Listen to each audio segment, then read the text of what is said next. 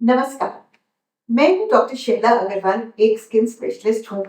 लेकिन आजकल सबको स्किन की कंसल्टेंट बनने का शौक हो गया है। तो एक जो टर्म है जो मैं बहुत सुन रही हूँ और जो लोग आके मुझसे पूछते हैं वो है DIY, do it yourself. So do it yourself skin care में क्या-क्या सही है और क्या-क्या सही नहीं है, इसकी आज बात करते हैं।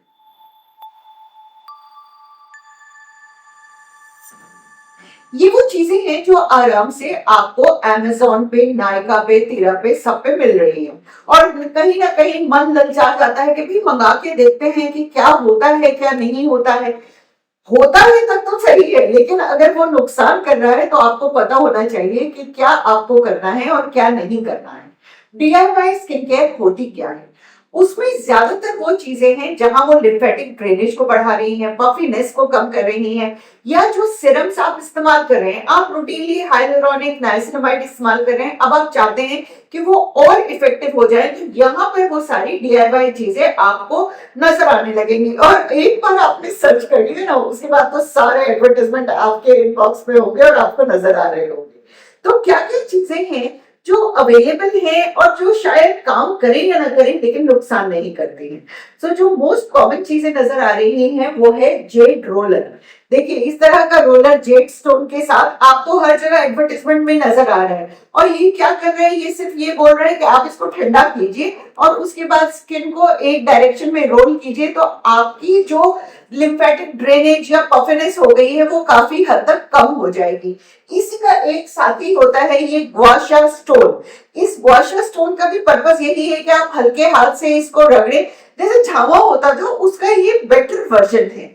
तो ये दो चीजें बहुत इजीली अवेलेबल हैं और काम भी कर रही हैं, इन द सेंस कि काम करे ना करे नुकसान नहीं कर रही हैं। आपको याद है वो जमाना जब हम बोलते थे या जब आप पढ़ते थे कि जो आपके टी बैग्स होते हैं उसको फ्रिज में रख दीजिए और फिर वो ठंडा आई के ऊपर लगाइए, या खीरा टमाटर का जो आपको नजर आता था कि आंख के ऊपर लगा के बैठे, यही चीज थी।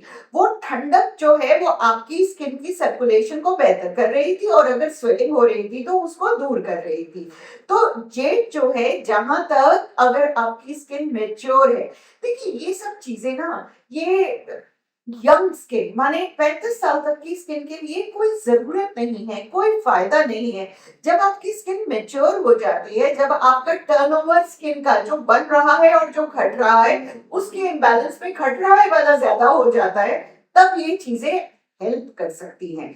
और इसमें कोई नुकसान नहीं है, आपकी मर्जी है, लेकिन मेरी एक रिक्वेस्ट जरूर रहती है कि प्लीज प्रेशर को कम रखिएगा।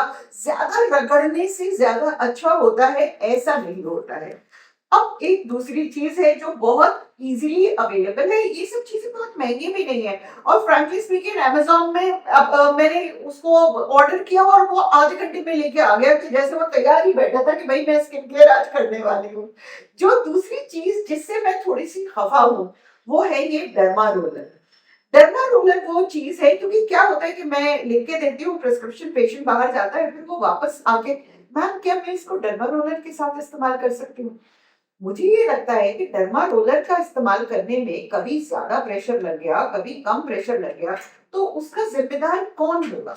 डर्मा रोलर वो चीज है, पहली बात तो ये है कि रोलर है तो रोल कर रहा है। और अगर आप इसको देखेंगे इसमें नीडल्स हैं, अच्छी खासी नीडल्स हैं।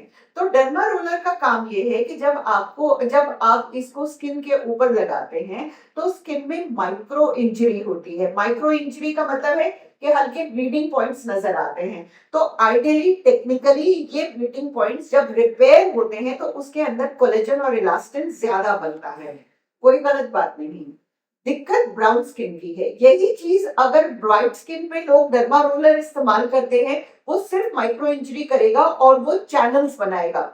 लेकिन ब्राउन स्किन के साथ दिक्कत ये है कि अगर आप ये डर्मा रोलर ज्यादा इस्तेमाल कर रहे हैं तो वहां पर PIH, post inflammatory hyper pigmentation हो जाती है और उसको ठीक करना हमारे लिए बहुत मुश्किल होता है। तो कहीं ना कहीं बहुत सारी चीजें होती हैं जो आपको अपनी स्किन टाइप के हिसाब से यूज करनी पड़ेंगी। डर्मा रोलर जो है 0.5 mm की नीडल्स होती हैं, से 1 मिलीमीटर की नीडल तक आता है। हम ब्राउन स्किन वाले को कम से कम यूज करना चाहिए 0.3 mm से 0.5 mm, 1 mm को नहीं यूज कीजिए। दूसरी चीज, ये जो चीजें हैं ये ब्लंट हो जाती हैं। तो 10 यूज के बाद आपको इसको छोड़ देना है। यूज क्या है आखिर इसका, मैं ना बताना जो है, अगर मैं दिखा दूंगी तो मैं शायद इसको और प्रमोट कर रही हूँ, पर मैं प्रमोट नहीं करना चाहती।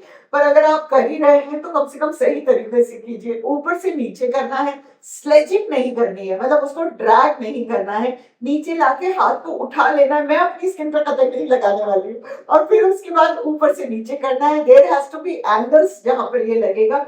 दूसरी चीज जो यूज कर रहे हैं वो स्कैल्प में चैनल्स बनाने के लिए कर रहे हैं कि उनके जो हेयर सीरम है वो ज्यादा इफेक्टिव हो और काम करे।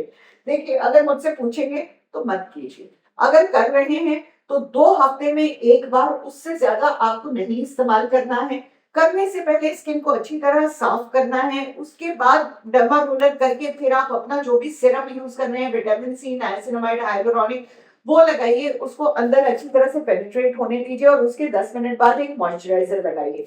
जब आपने डर्मा रोलर किया है अपनी स्किन पे, कम से कम 4-5 दिन तक आप अपनी स्किन को उस तरह प्रोटेक्ट करेंगे जिस तरह आप मान लीजिए कि एक माइनर इंजरी हो रही है, माने एक्सरसाइज नहीं करेंगे, धूप में नहीं जाएंगे, पसीना नहीं बहाएंगे, तो ये सारी रिस्ट्रिक्शंस आपके साथ रहेंगी।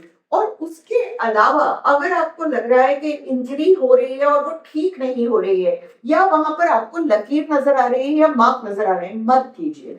उसके अलावा हर 10 यूज के बाद इसको चेंज कीजिए। जब भी यूज करते हैं तो उसको अल्कोहल से स्टरलाइज करना बहुत जरूरी है। डीआईवाई हर चीज सही नहीं होती है, शायद किसी के लिए सही हो, पर हम हिंदुस्तानियों के लिए ये सही नहीं है। तो मैं चाहती हूँ कि आप इस झमेले में ना पड़े। हम तो वो है कि हमारे पास तो पार्लर की सुविधा मौजूद है, जाइए अच्छे से मसाज कराइए। तो जो मसाज कोई आप हल्के हाथ से आपके लिए करता है, वो घर पे बैठ के क्यों अपनी स्किन को सितम ढा रहे हैं उसके ऊपर। तो डीआईवाई सोच समझ के कीजिए। स्किन केयर का मतलब है कि आपका लाइफस्टाइल हेल्दी होना चाहिए, आपका खाना पीना अच्छा होना चाहिए, आपको पानी इक्वल अमाउंट में पीना है। उसके बाद जब आप बाहर जा रहे हैं तो आपको प्रोटेक्शन करनी है। तो ध्यान रखिए, अपनी स्किन केयर करते रहिए। अगली बार मिलूंगी फिर कुछ नया बताती हूँ।